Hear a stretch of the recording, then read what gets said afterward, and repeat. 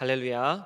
우리 이 시간에 먼저 하나님께 찬송으로 영광 돌리도록 하겠습니다. 함께 찬송가 304장을 하나님께 올려드리도록 하겠습니다.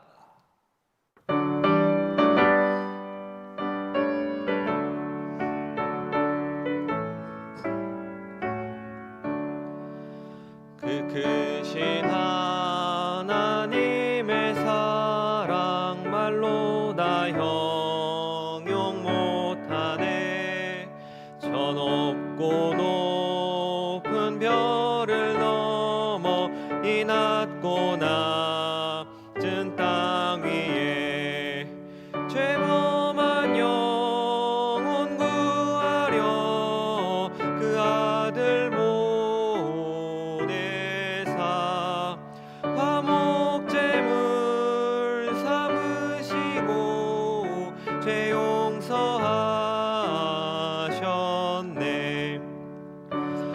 님 크신 사랑은 증량 다 못하네. 영원히 변치 않는 사랑 성도여 찬양하세. 괴로운 시절 지나가고 땅 위에 영화세할 때 주 믿지 않던 영혼들은 큰 소리 외쳐 울어도 주 믿는 성도들에게 큰 사랑 베푸사 우리의 죄 사했으니 그 은혜 잊을까. 하나님 크신 사랑은 못하네. 영원히 변치 않는 사랑 성도여 찬양하세.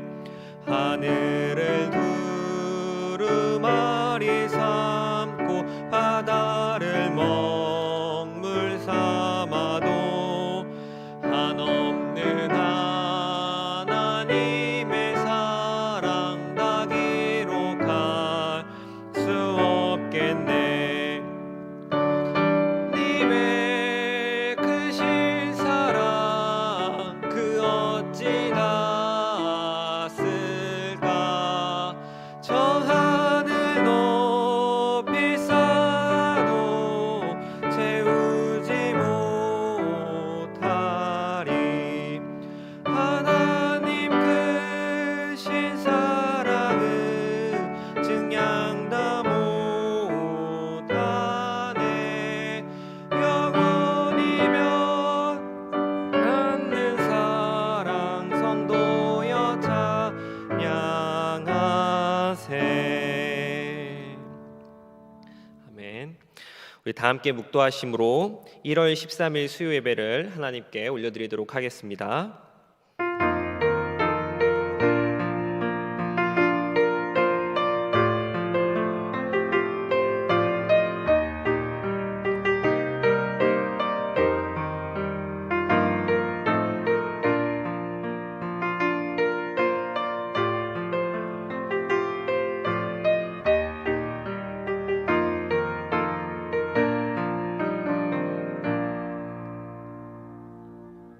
오라 우리가 여호와께로 돌아가자. 여호와께서 우리를 찢으셨으나 도로 낫게 하실 것이요 우리를 치셨으나 싸매어 주실 것임이라. 아멘.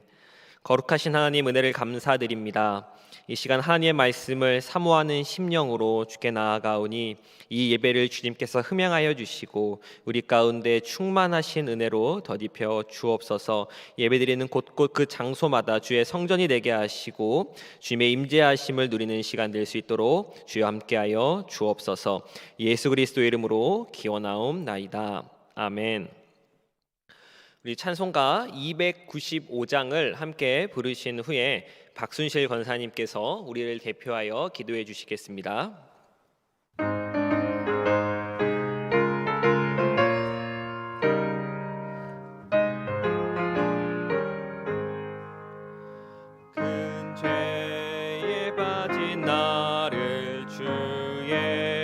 수 건지사 그 넓은 품에 다시 품으시는 애는 저 하다보다 깊고 저 하늘보다 높다 그 사랑 영원토록 나 찬송하리라.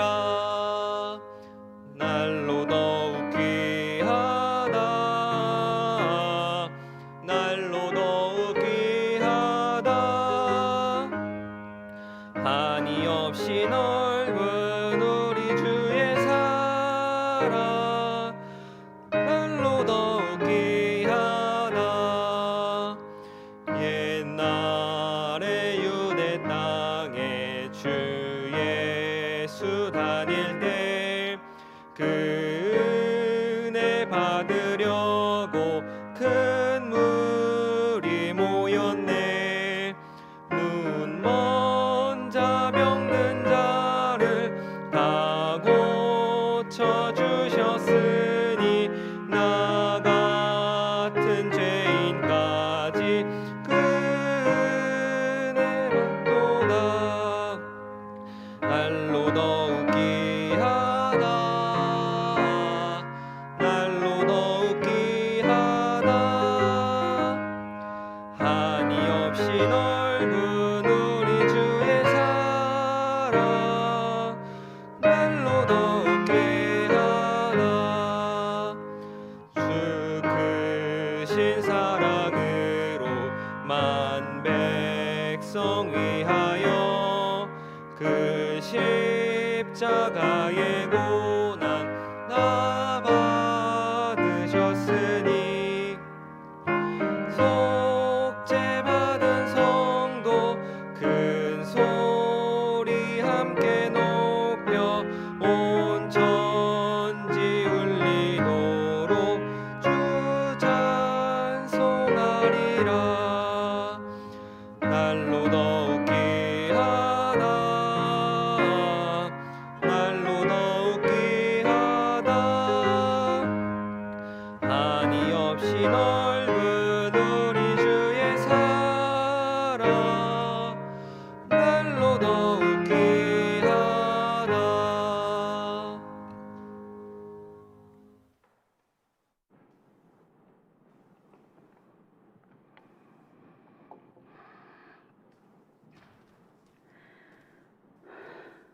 사랑과 은혜가 풍성하신 하나님 아버지 감사합니다. 지난 한 해도 지켜주옵시고 새해를 맞아여 하나님 아버지께 감사를 드립니다. 맞이하게 하신 하나님께 감사를 드립니다.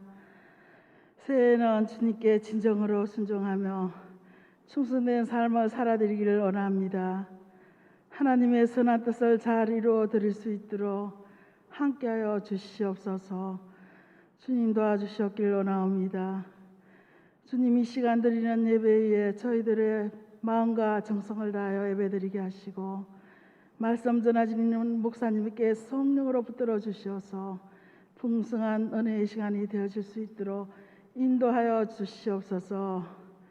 주님 국내로 일어나고 있는 코로나19로 인하여 너무나들 힘들어하고 있습니다. 하루속히 치료약과 백신이 빨리 도입되어 접종이 시작하게 하여 주시옵소서.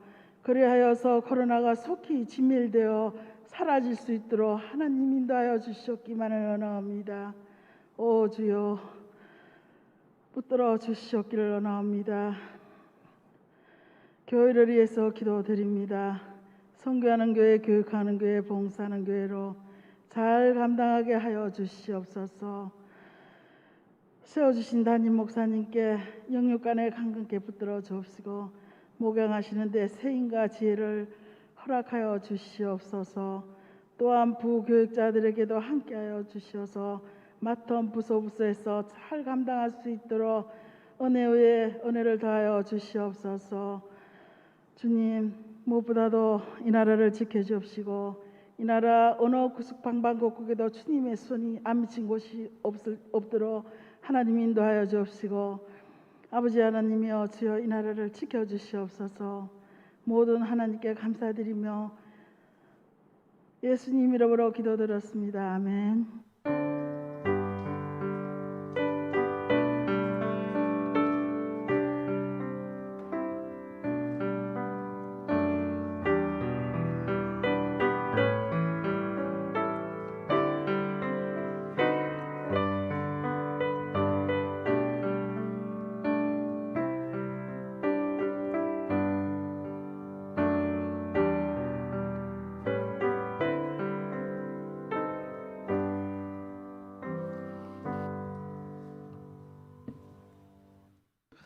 교회 소식 전해드리도록 하겠습니다.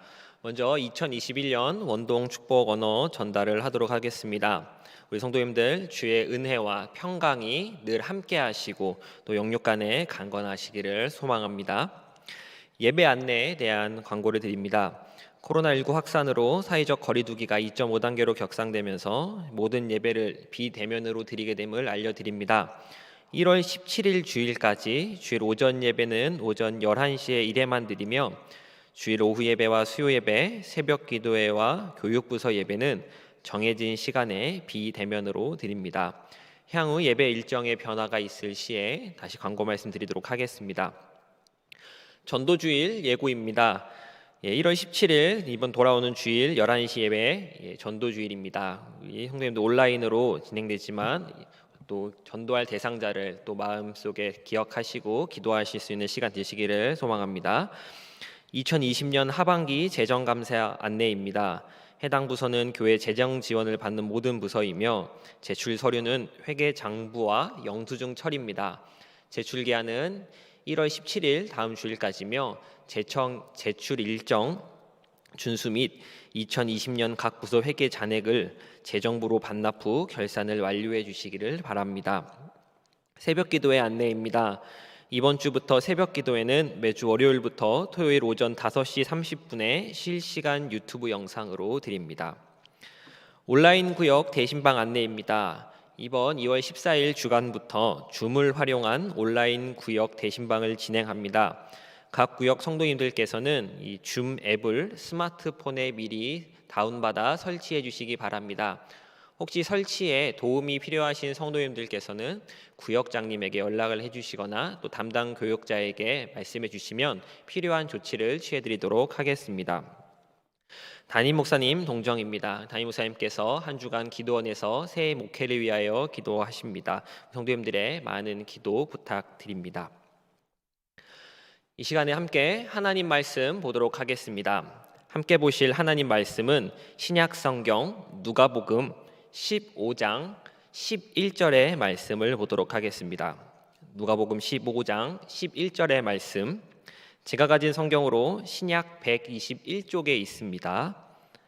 제가 하나님 말씀 받들어 읽도록 하겠습니다. 또 이르시되 어떤 사람에게 두 아들이 있는데. 아멘. 제가 기도하고 함께 말씀 나누도록 하겠습니다. 하나님 감사합니다. 감히 부족한 자가 주의 말씀을 들고 단위에 섰습니다.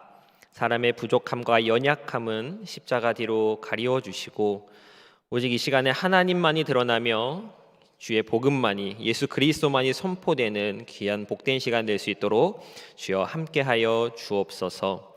예수 그리스도 이름으로 기도하옵나이다. 아멘. 해픈 부자 이야기라는 제목으로 함께 말씀 나누도록 하겠습니다. 원래는 11절부터 누가복음 15장 11절부터 32절까지의 내용이지만 다 읽기에는 분량이 좀 많아서 이야기가 처음 시작되는 11절만 읽었습니다. 그렇지만 전체의 내용을 보면서 함께 말씀을 살펴보도록 하겠습니다. 오늘 설교의 제목을 해픈 부자의 이야기라고 했지만 대개 돌아온 탕자의 이야기, 탕자의 비유라는 제목으로 알고 있는 내용입니다. 우리에게 있어서 성경에 나오는 많은 이야기들 가운데 정말 많이 들어보았고 또 그만큼 친숙한 이야기가 아닐까 싶습니다. 그러나 우리에게 잘 알려져 익숙하다는 것이 그저 좋은 것만은 아닌 것 같습니다. 제가 종종 표현하는 것처럼 우리가 이미 다 알고 있다고 생각하는 것들 때문에 우리가 알아야 하는 것들이 놓치는 경우가 생각보다 많기 때문입니다. 예수님의 이 비유의 말씀, 돌아온 탕자의 이야기로 알려진 이 비유의 말씀은 기독교의 근간을 담아내고 있다고 해도 표현해도 지나치지 않다고 저는 생각합니다. 기독교의 본질은 무엇이며 또 복음의 본질이 무엇인지를 잘 보여주고 있기 때문에 그렇습니다. 그래서 이 이야기는 정말 중요합니다.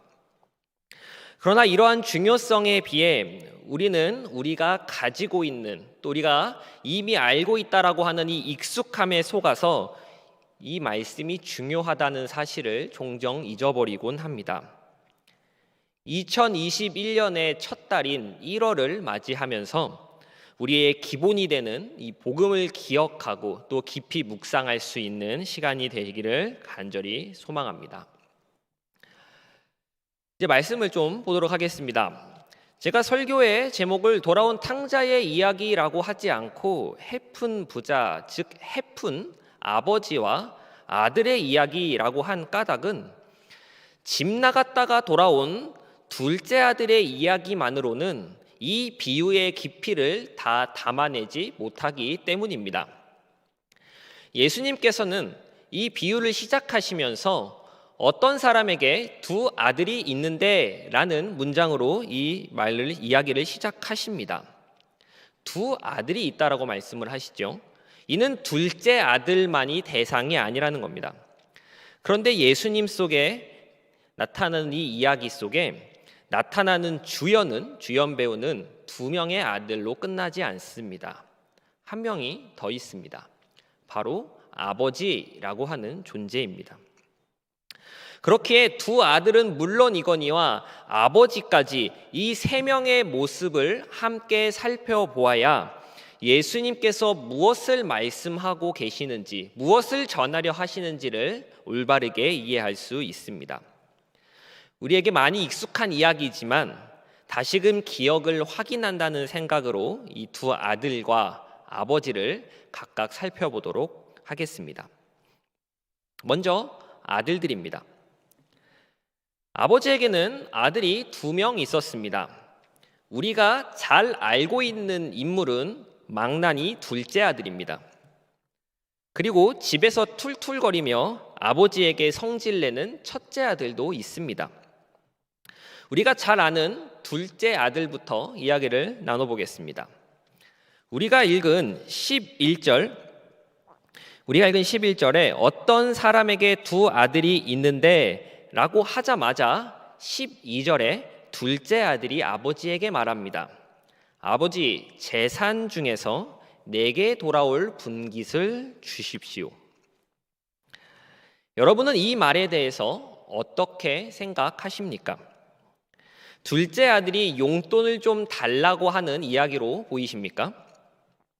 지금 이 이야기를 듣고 있는 사람들은 유대인입니다. 그들의 사회 문화적 관점을 또 상황을 고려해야 합니다. 이러한 사회 문화적 측면에서 볼 때 지금 아들이 하고 있는 말은 굉장히 패륜적인 발언입니다. 용납될 수가 없는 말을 지금 둘째 아들이 하고 있는 것이죠. 당시 사회에서 장자는 2 몫을 받았습니다. 만약 아들이 2명이라면 아버지의 재산을 3등분해서 첫째에게는 3분의 2를 주고 둘째에게는 3분의 1을 주는 것이죠. 그런데 이러한 재산 분할의 과정은 모두 아버지 사후에 아버지가 죽고 난 다음에 이루어졌습니다. 그런데 둘째 아들은 지금 아버지가 아직 살아 계시는데 재산을 달라고 말하는 겁니다. 아버지가 죽고 나서야 할 수 있는 말을 둘째 아들은 서슴없이 내뱉습니다. 좀 더 이해하기 쉽게 지금 우리의 말로 아버지여 재산 중에 내게 돌아올 분깃을 주소서라는 표현을 바꾸어 보면 이렇게 바꿀 수 있습니다. 아버지, 참 오래도 사시네요. 언제까지 사시렵니까? 보아하니 아버지께서 일찍 돌아가실 것 같지는 않은데 어차피 돌아가시면 나눠줄 재산 지금 좀 나눠주시죠. 지금 아들이 무슨 이야기를 하고 있는지 이해가 되십니까? 세상에 이런 배은망덕한 망나니 아들이 어디 있습니까? 경을 칠 발언을 지금 둘째 아들은 하고 있는 것입니다. 둘째 아들에게 있어 아버지라고 하는 존재는 사후 유산을 받기 위한 존재, 그 정도였는데 지금은 그것마저도 싫다는 겁니다.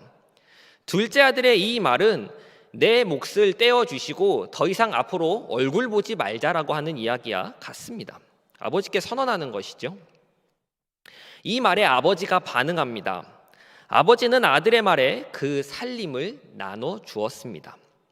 여기서 살림이라고 번역된 말이 헬라어로 비오스라고 하는 말인데 재산, 재물을 뜻하는 단어이기도 하지만 이 비오스라고 하는 본래의 뜻은 생명입니다. 예수님께서는 이 장면을 이야기하시면서 재산이나 재물을 명확하게 뜻하는 단어를 쓰지 않으시고 생명이라는 것을 뜻하는 비오스라는 말을 쓰셨습니다. 표현하자면 아버지는 둘째 아들에게 자신의 생명을 나눠준 것입니다.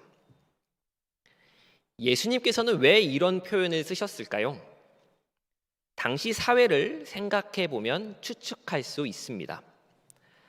당시 재산의 가장 큰 부분, 재산의 가장 많은 부분을 차지하고 있는 것은 부동산, 즉 땅입니다.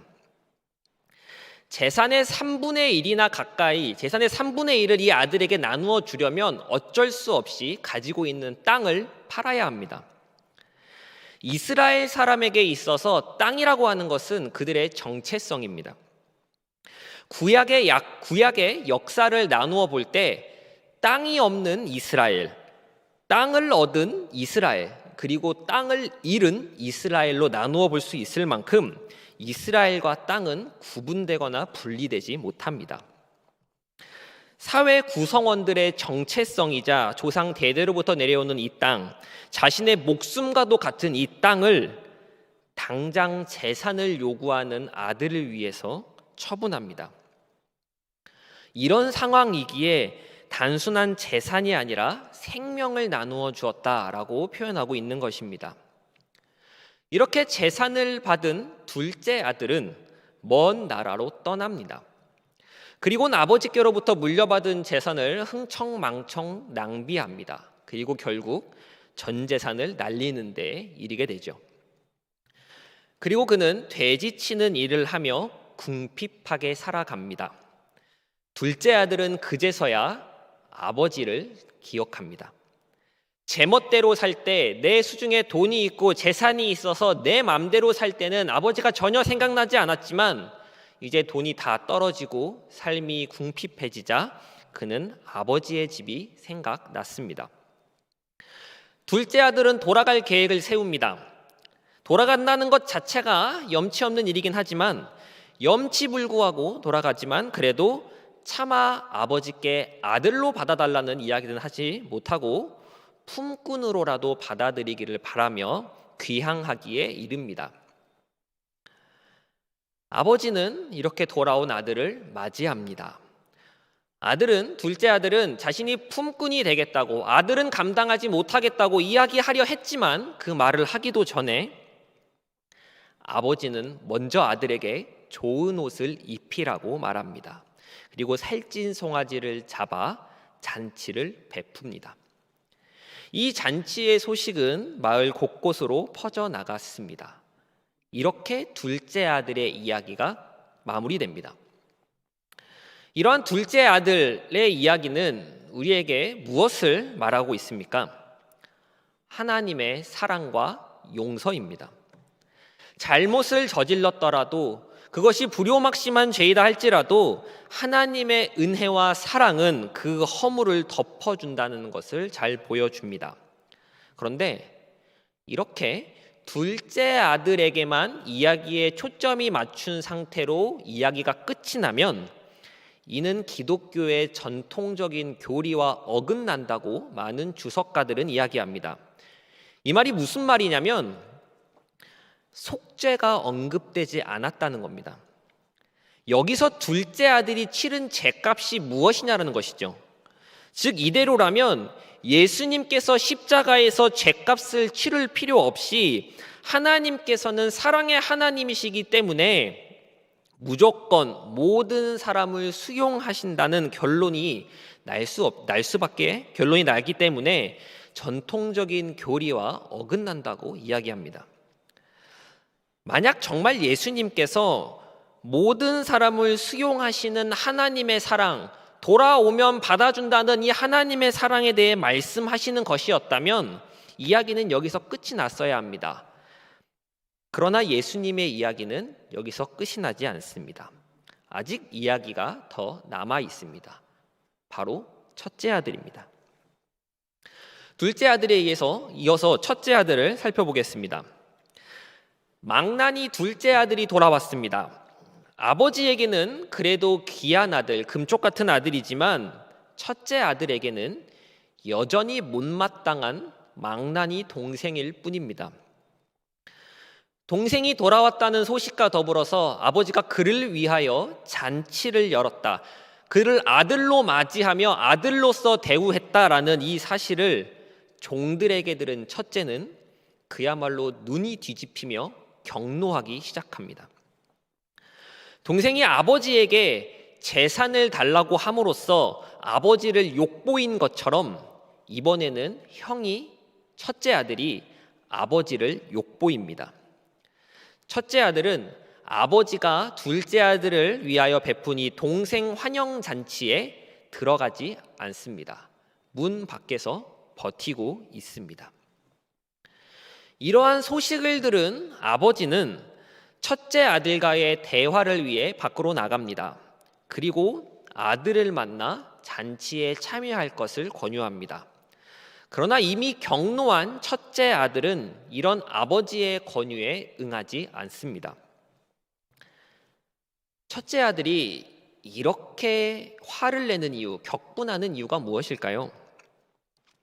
그것은 이 모든 일에 뒤따를 손해 때문입니다. 첫째 아들은 말합니다.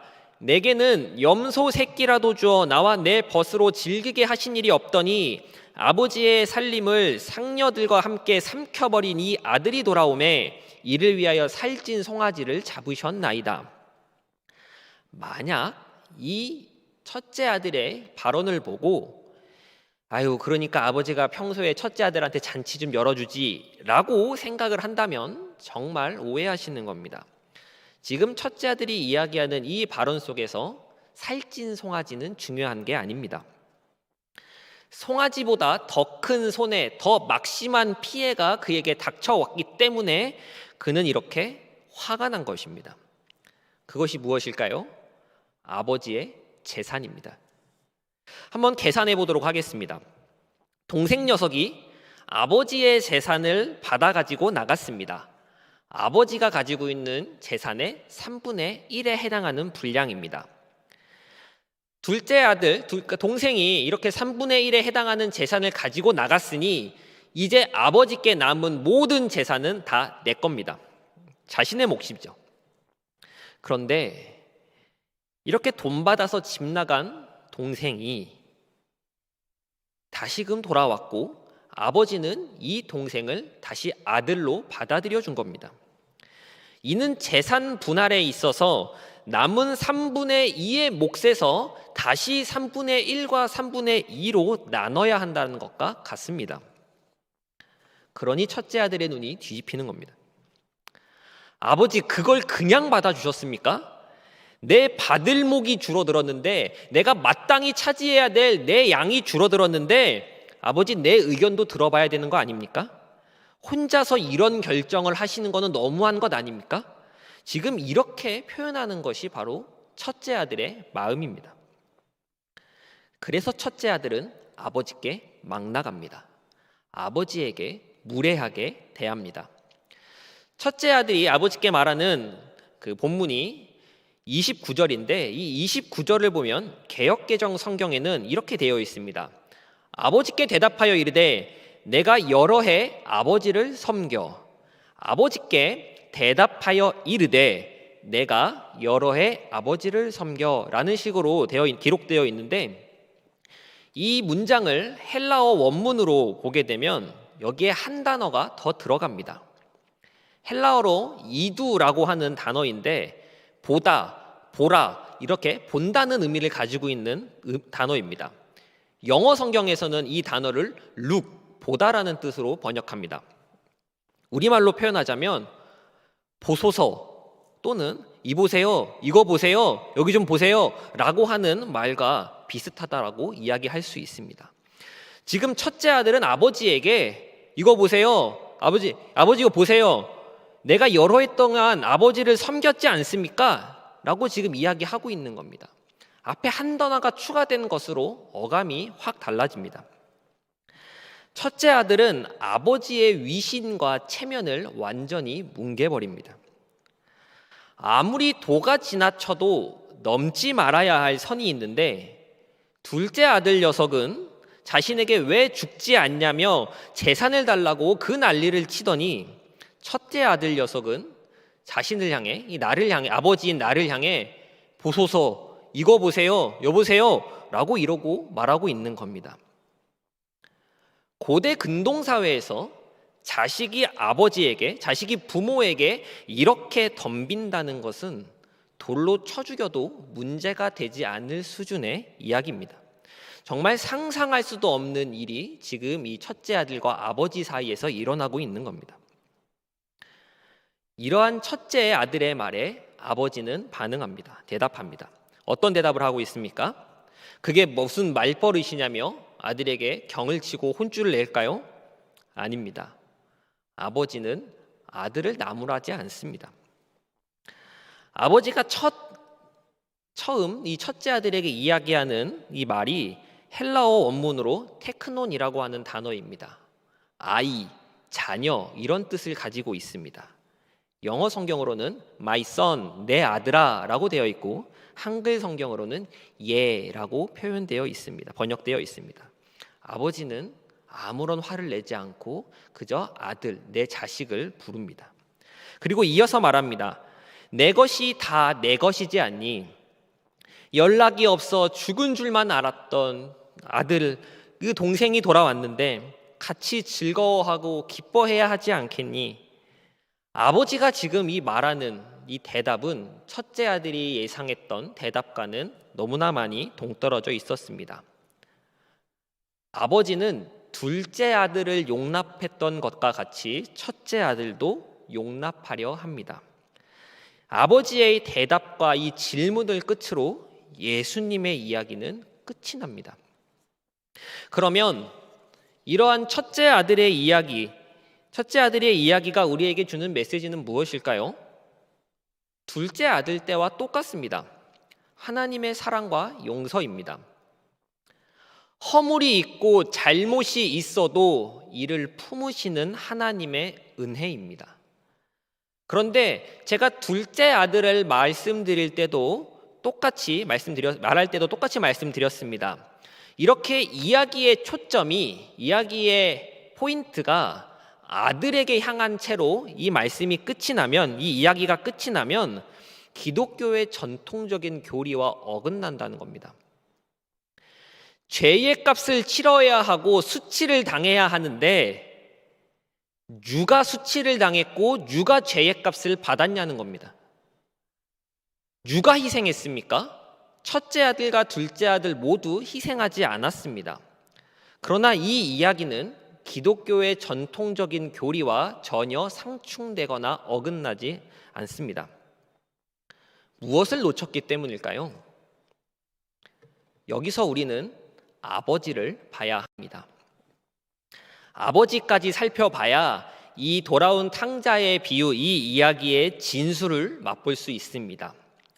비유하자면 둘째 아들만 확인하고 성경을 덮는다면 수박 겉핥기에 불과한 것이고, 조금 더 가서 첫째 아들까지 살펴본다면 수박을 쪼개긴 쪼갰는데 수박의 흰 부분, 우리가 먹지 않고 버리는 이 흰 부분만 맛을 보고 버린 것이죠. 아버지까지 이르러야 수박의 빨간 부분, 맛있는 부분까지 먹는다고 이야기할 수 있겠습니다. 우리 아버지가 이 두 아들에게 행했던 이 모습들을 다시 한번 기억해 보면서 아버지를 생각해 보도록 하겠습니다. 먼저 둘째 아들에게 보였던 모습입니다. 둘째 아들이 아버지에게 재산을 요구합니다. 아버지 너무 오래 사실 것 같으니까 먼저 좀 그 몫을 좀 주시죠. 아버지는 이 아들의 요구에 줍니다. 아무 말도 하지 않고 내어 줍니다. 그리고 둘째 아들은 며칠이 안 되어서 집을 떠났다고 성경은 기록하고 있습니다. 그때부터 아버지는 아들을 기다립니다. 기약 없는 기다림입니다. 연락도 되지 않고 살았는지 죽었는지도 모릅니다. 먼 나라로 떠난 것만 압니다. 그렇지만 아버지는 아들을 기다립니다. 그러던 가운데 아들의 모습이 저 멀리서 나타났습니다. 아들을 본 아버지는 뛰기 시작합니다. 아직도 거리가 먼데 아버지는 그를 보고 측은히 여겨 달려갔다고 성경은 기록하고 있습니다. 성도 여러분, 아버지가 왜 뛰었을까요? 잘못은 누가 했습니까? 아들이 했습니다. 그럼 누가 뛰어야 합니까? 아들이 뛰어야 합니다. 아들이 먼저 뛰어와서 무릎을 꿇고 잘못했다고 죄송하다고 이야기를 해야 합니다. 그런데 아들은 뛰지 않고 아버지가 뛰어나갑니다. 이를 이해하기 위해서는 고대 근동의 문화를 조금 알고 계시는 게 도움이 됩니다. 고대 근동 사회에서 한 마을에서 자식이 그 부모에게 불효하거나 그 부모에게 죄를 범한다면, 죄를 저지르면 그 마을 사람이 그 자식을 죽여도 죄가 되지 않습니다. 이 둘째 아들은 아버지의 재산을 가지고 나갔습니다. 아버지가 아직 살아계신데 재산을 가지고 나간 것이죠. 아버지가 이 재산을 주기 위하여 목숨과도 같은 땅을 팔았다는 사실도 마을 사람들이 압니다. 이 말인즉슨 마을 사람들에게 이 둘째 아들은 마을의 죄인이 되었다는 이야기입니다. 그렇기에 아버지가 이 아들의 죄를 묻지 않아도, 아버지가 이 아들에게 벌을 내리지 않아도 마을 사람들이 대신해서 벌을 내릴 수 있다는 의미입니다. 이 사실을 누가 제일 잘 알았을까요? 아버지입니다. 그래서 아버지가 아들을 기다리는 겁니다. 혹시라도 아들이 다시 돌아왔을 때 다른 사람이 이를 보고 이 둘째 아들에게 돌을 던져 돌로 쳐 죽인다면 자신은 할 말이 없기 때문입니다. 그래서 아들의 모습이 보이자마자 아버지는 달려가기 시작하는 겁니다. 당시 어른들은 옷을 길게 입었습니다.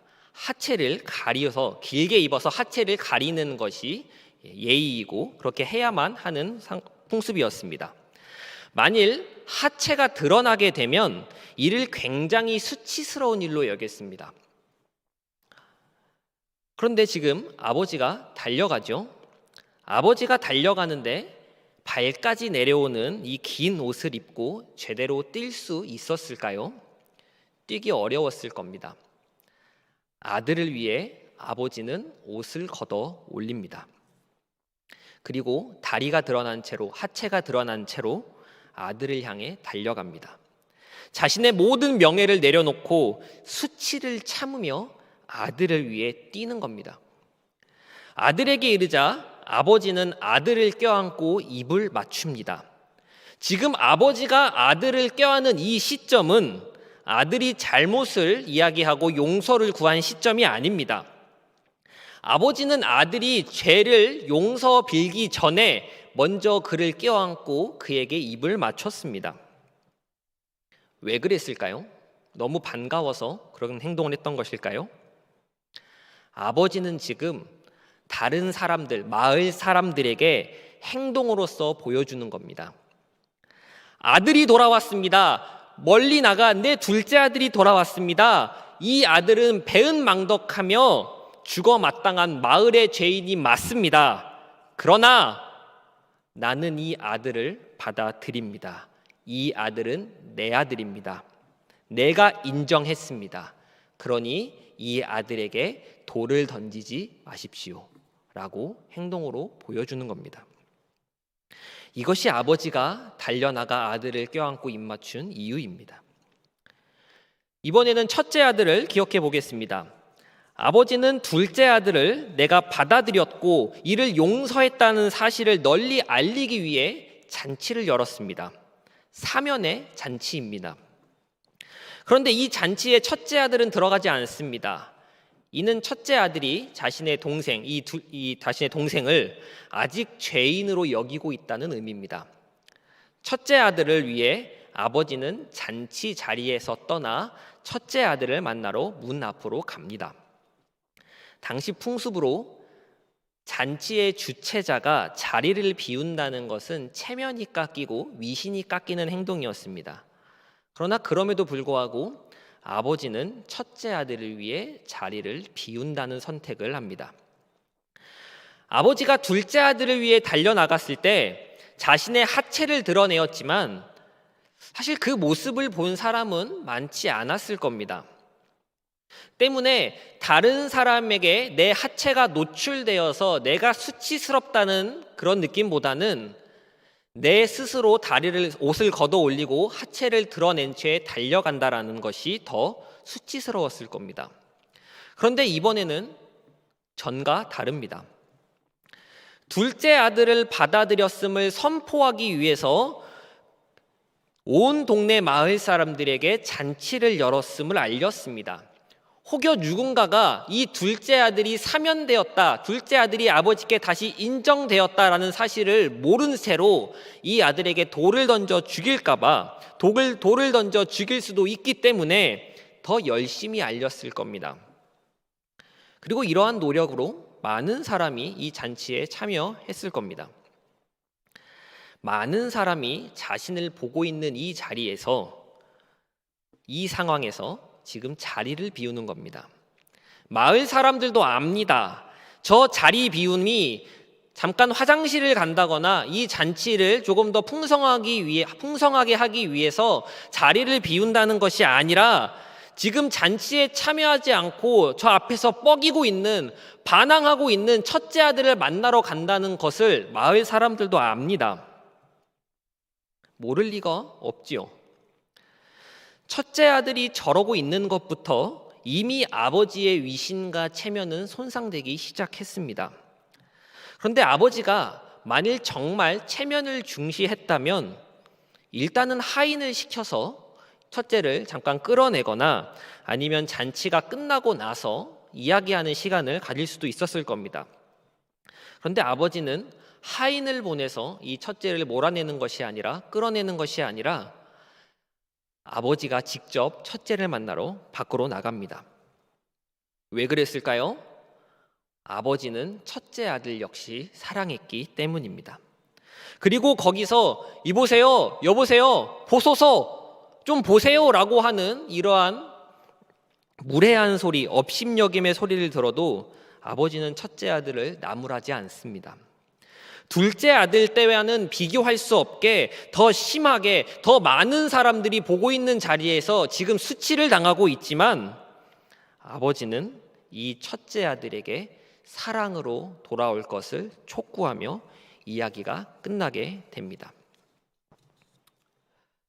말씀의 결론을 맺도록 하겠습니다. 우리에게 익숙한 이 성경의 비유를 통해 살펴보고자 했던 핵심은 돈에 헤펐던 둘째 아들이나 겉으로는 순종하는 척했지만 아버지를 욕보인 첫째 아들이 아니라 사랑에 헤프고 은혜에 헤펐던 이들의 아버지입니다. 이 두 아들이 받아야 하는 수치와 이 두 아들이 치러야 하는 죄값은 면제된 것이 아닙니다. 그들이 받아야 하는 수치, 그들이 받아야 하는 죄값은 모두 아버지가 대신 받았습니다. 재산 들고 나간 둘째 아들을 매일 기다리며 혹여 내가 없을 때 와서 험한 꼴을 당하지는 않을런지 밤마다 마음 졸이다가 마침내 돌아온 아들을 보고 하체를 보이는 수치를 참으며 달려나간 이 아버지. 잔치에 참여하지 않는 이 첫째 아들에게 직접 찾아가 마을 사람들이 보는 앞에서 첫째 아들에게 업신여김을 당하더라도 아들의 마음이 돌이키기를 바랬던 이 아버지가 두 아들이 받아야 할 수치와 죗값을 모두 받아내었습니다. 이러한 아버지의 희생으로 두 아들은 죽음을 면할 수 있게 되었습니다. 이 이야기에서 둘째 아들을 보는 것도 중요하고 첫째 아들을 보는 것 역시 중요하지만 지금은 아버지를 한번 생각해 보았으면 좋겠습니다. 예수님께서는 이 땅에 인간의 육체, 사람의 육체로 오셨습니다. 그리고 십자가에서 죽으셨습니다. 십자가에서 자신의 모든 명예를 내려놓으셨고 사람들이 보는 앞에서 발가벗겨져 수치를 당하셨습니다. 누구 때문입니까? 나 때문입니다. 내가 받아야 할 수치, 내가 받아야 할 죗값, 내가 받아야 할 저주 모두를 예수님께서 대신 받으셨습니다. 그가 찔림은 우리의 허물 때문이요 그가 상함은 우리의 죄악 때문이라. 그가 징계를 받음으로 우리는 평화를 누리고 그가 채찍에 맞음으로 우리가 나음을 받았도다. 아멘.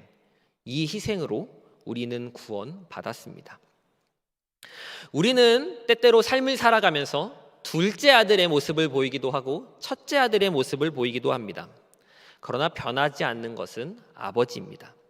아버지의 사랑 역시 변하지 않습니다. 이 아버지가 나의 아버지가 되십니다. 아버지는 지금도 나를 위해 수치를 무릅쓰고 달려오고 계시고 체면에 아랑곳하지 않고 나와 이야기를 하러 문 밖으로 나오고 계십니다. 이것이 하나님의 사랑입니다. 하나님의 사랑이 우리에게 이렇게 나타난 바 되었으니 하나님이 자기의 독생자를 세상에 보내심은 그로 말미암아 우리를 살리려 하심이라.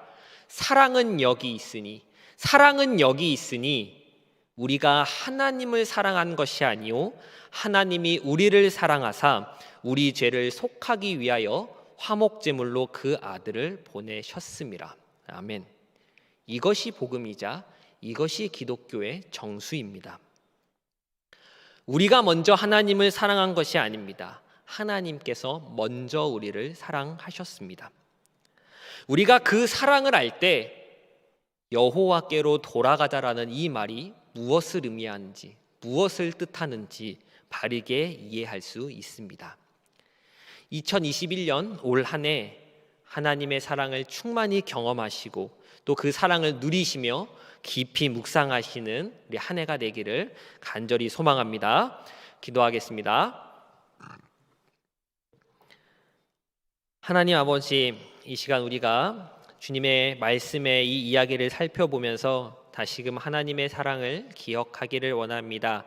그 사랑이 지금도 나를 향하고 있고 그 사랑이 지금도 나를 향해 쏟아져 내리고 있음을 우리의 삶 가운데서 누리고 또 경험하며 묵상할 수 있는 우리가 될 수 있도록 주여 은혜를 더하여 주옵소서. 예수 그리스도 이름으로 기도합니다. 아멘. 우리 이 시간에 함께 찬양하고 기도하도록 하겠습니다. 우리 이 시간에 괴로울 때 주님의 얼굴 보라 함께 찬양하도록 하겠습니다.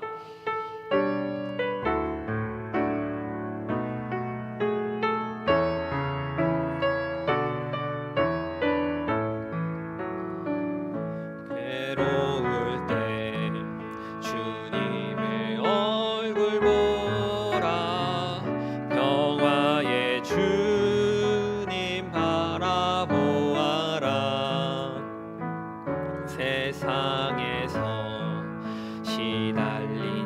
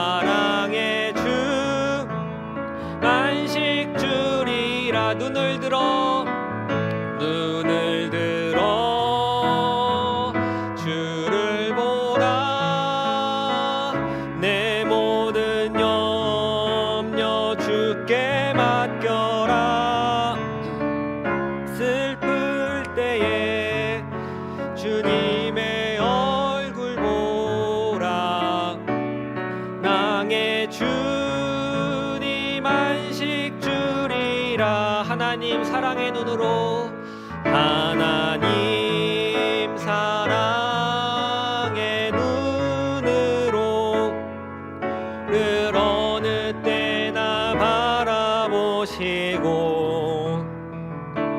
하나님 인자한 귀로서 언제나 너에게 기울이시니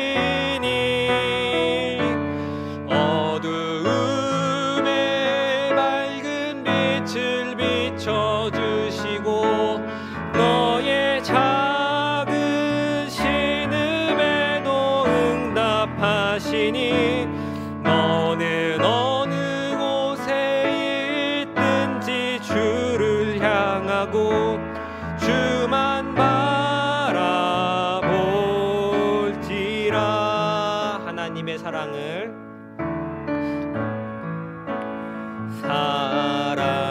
사모하는 자 하나님의 평안을 바라보는 자 너의 모든 것 창조하신 우리 주님이 너를 얼마나 사랑하시는지 하나님께 찬양과 경배하는 자 하나님의 선하심을 닮아가는 자 너의 모든 것 창조하신 우리 주님이 너를 자녀 삼으셨네. 하나님 사랑의 눈으로 너를 어느 때나 바라보시고 하나님 인자한 귀로서 언제나 너에게 기울이시니 어두움에 밝은 빛을 비춰주시고 너의 작은 신음에도 응답하시니 너는 어느 곳에 있만 바라볼지라. 주만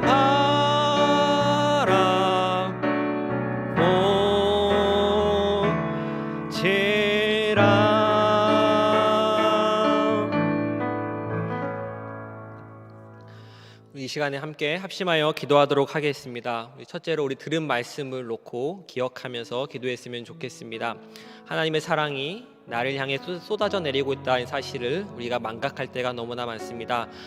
하나 지금 이 사랑을 우리가 깨달을 수 있도록 우리에게 은혜를 더하여 주옵소서. 우리 자신을 위하여 기도해 주시고 우리 원동교회와 담임 목사님을 위하여 기도해 주시기를 부탁드리겠습니다. 우리 원동교회 우리 부교육자님들과 또 장로님들 또 우리 성도님들 가정을 위해 기도해 주시고 특별히 담임 목사님께서 세회 목회를 위하여 지금 기도원에서 기도하고 계시는 가운데 있습니다. 담임 목사님의 영육간의 강건함을 위하여 기도해 주시기 바랍니다. 그리고 마지막으로 지금 코로나 상황이 진행되고 있는 가운데 이 상황에 낙심치 않고 하나님의 뜻은 무엇이며 우리가 해야 할 것은 무엇인지 하나님의 뜻을 구하며 물을 수 있는 우리가 될 수 있게 해달라고 이 세 가지를 놓고 함께 합심으로 기도하도록 하겠습니다. 하나님 아버지 감사합니다. 하나님 이 시간에 우리가 하나님의 얼굴 앞으로 하나님의 존전 앞으로 나아가기를 소망합니다.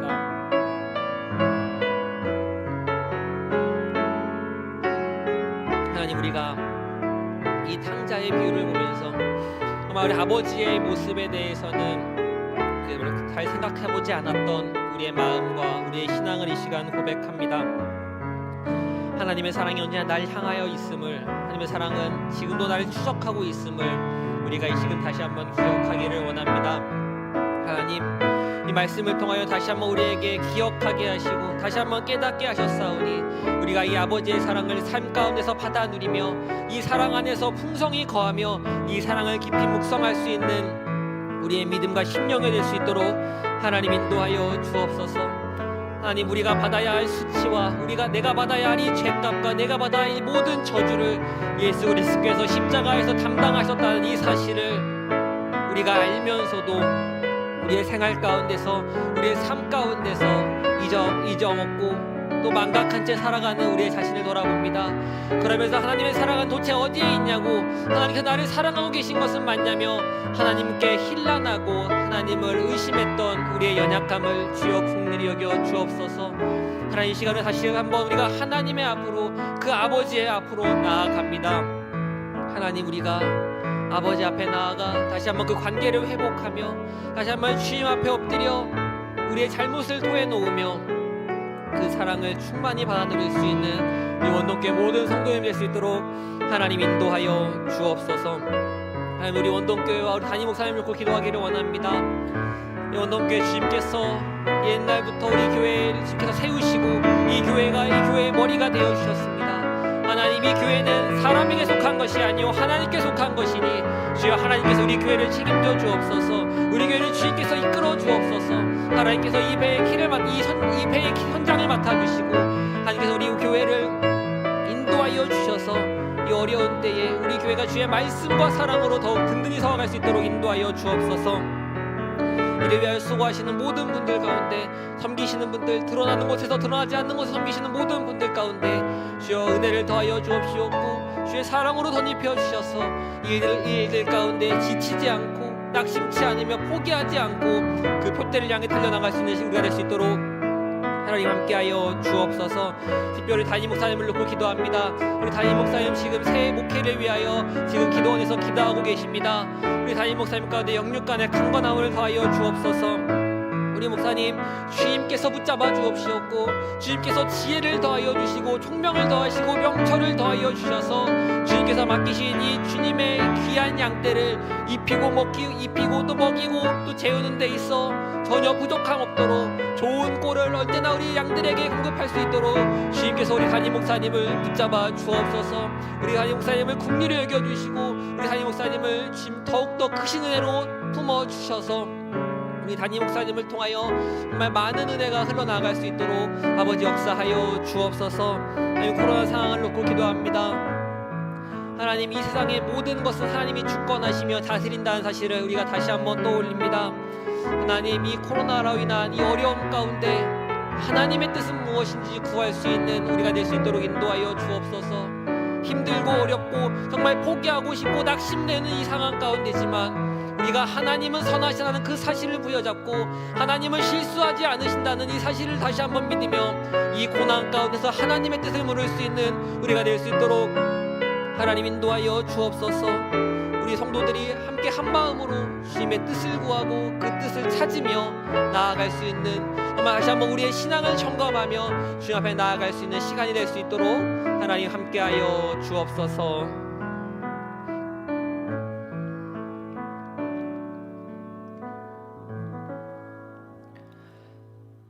하나님 감사합니다. 이렇게 다시 한번 우리에게 하나님의 사랑이 어떠함을, 그 사랑이 얼마나 깊고 넓고 또 높은지를 깨닫게 하여 주심을 감사드립니다. 하나님, 우리가 이 사랑을 그저 머리로만 알고 넘어가는 것이 아니라 그 사랑 가운데 거하며 그 사랑을 누리며 그 사랑을 나눌 수 있는 성도들이 될 수 있도록 하나님 은혜를 더하여 주옵소서.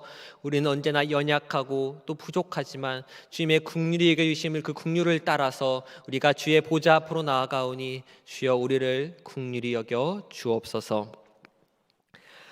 주 예수 그리스도의 은혜와 하나님의 사랑과 성령의 교통하심이, 하나님의 사랑을 다시금 기억하며 그 사랑 가운데로 나아가기를 소망하며 고개 숙인 원동의 성도님들과 또 함께 예배드리는 모든 이들에게 지금으로부터 영원까지 함께 있을지어다. 아멘.